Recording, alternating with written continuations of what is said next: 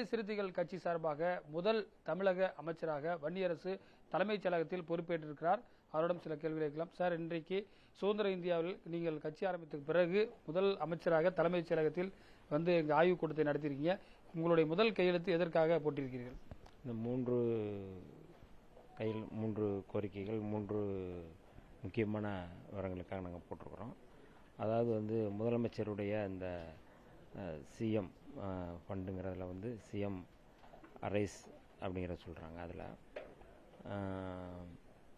75 கோடி ரூபா வந்து இதுக்கு வந்து நாங்கள் வந்து ஒதுக்கியிருக்கிறோம். அதாவது ஆதி திராவிடர் மற்றும் பழங்குடியினர் சமூக பொருளாதார மேம்பாட்டிற்கான தொழில் முனைவு திட்டம், அதற்கு வந்து 75 கோடி ரூபா ஒதுக்கியிருக்கிறோம். ஆதி திராவிடர் மற்றும் பழங்குடியினர் மக்கள் பயன்பெறும் வகையில் வந்து 120 கிராம அறிவுசார மையங்கள் அமைத்திட்ட 61.56 கோடி ரூபா நாங்கள் நிதி ஒதுக்கியிருக்கிறோம்.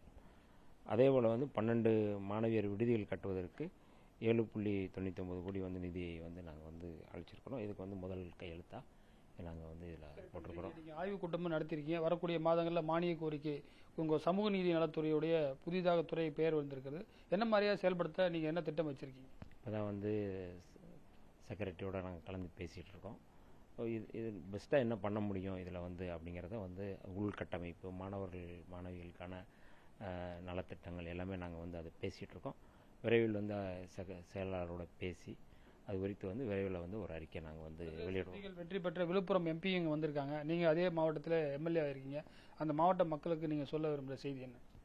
ஏற்கனவே நான் அந்த தொகுதியை வந்து இனி திண்டி வனம் அல்ல திண்டி வளம் என்று நான் சொன்னேன். கட்டாயம் திண்டிவனம் தொகுதி வந்து வளமுள்ள ஒரு தொகுதியாக அது மாற்றுவோம் என்பதில் எந்த மாற்று கருத்தில் எங்களுடைய நாடாளுமன்ற உறுப்பினர் பொதுச் செயலாளர் ரவிக்குமார் அவர்கள் ஏற்கனவே பல நலத்திட்டங்கள் அங்கே வந்து எம்பி நிதியின் மூலமாக செஞ்சிட்ருக்கிறாரு.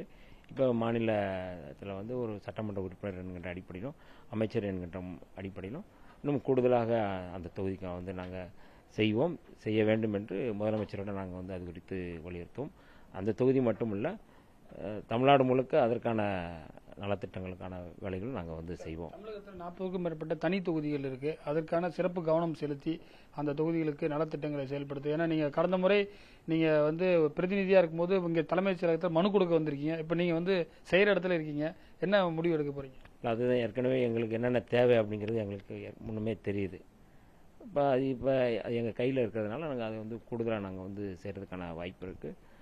எங்களுடைய தலைவர்களுடன் கலந்து பேசி, இங்கே இருக்கிற செக்ரட்டரிஸ் இவங்களோடையும் கலந்து பேசி ஒரு சிறப்பாக என்ன பண்ண முடியும் அப்படிங்கிறத, அதாவது எந்த குறையும் இல்லாமல் இன்னும் கூடுதலாக என்ன செய்ய முடியும் அப்படிங்கிறதுல தான் நாங்கள் கவனம் செலுத்துவோம்.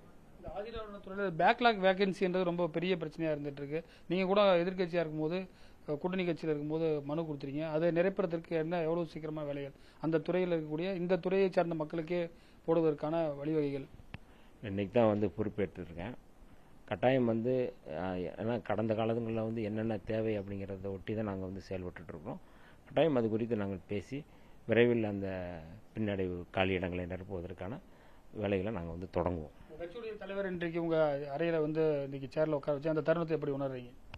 ஒரு மகிழ்ச்சியான தருணம் தான். ஏன்னா எங்களுடைய தலைவர் எழுச்சி தமிழர் தொல்காப்பியன் திருமாவளவன் அவர்கள் எப்பொழுதும் வந்து நாங்கள் உங்களோட தொண்டர்களாக நான் பார்ப்பதில்லை, தலைவர்களாக தான் பார்க்குறேன்னு சொல்லி அப்படி தான் வந்து பார்த்துருக்காரு. இன்றைக்கி ஒரு மந்திரியாக பார்த்து அமர வச்சிருக்கிறாரு. அவருக்கு இந்த இடத்துல வந்து என்னுடைய நன்றியை நான் தெரிவித்துக் கொள்கின்றேன். அமைச்சராக பொறுப்பேற்று இன்றைக்கு ஒரு முக்கியமான கோப்புகள் கையெழுத்து விட்டு முதல் முறையாக நமக்கு பல்வேறு தகவல்களை தெரிவித்திருக்கார். புதிய தலைமுறைக்காக ஒளிப்பதிவாளர் ஜோசோவுடன் ரமேஷ்.